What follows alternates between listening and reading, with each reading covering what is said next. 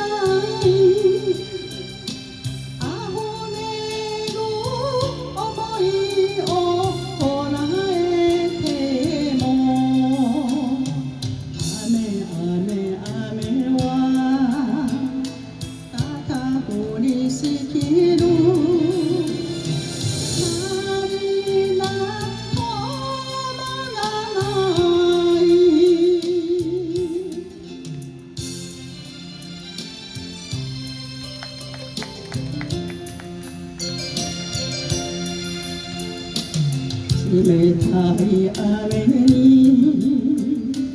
震えているわ迷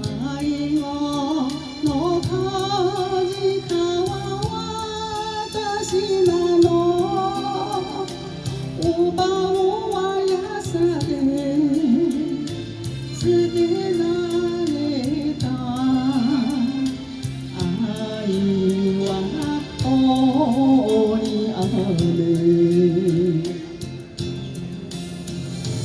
猫みたい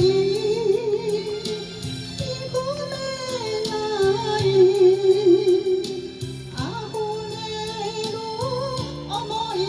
をこらえても雨雨雨はただ降りしきる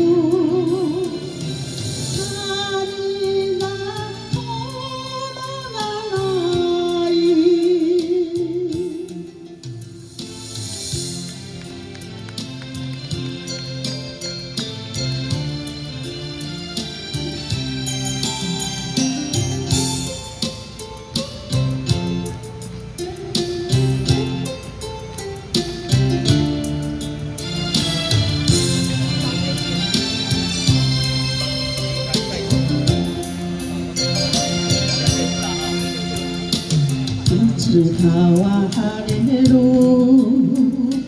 この空そした真理適切ない私なの誰のせいでもないのよね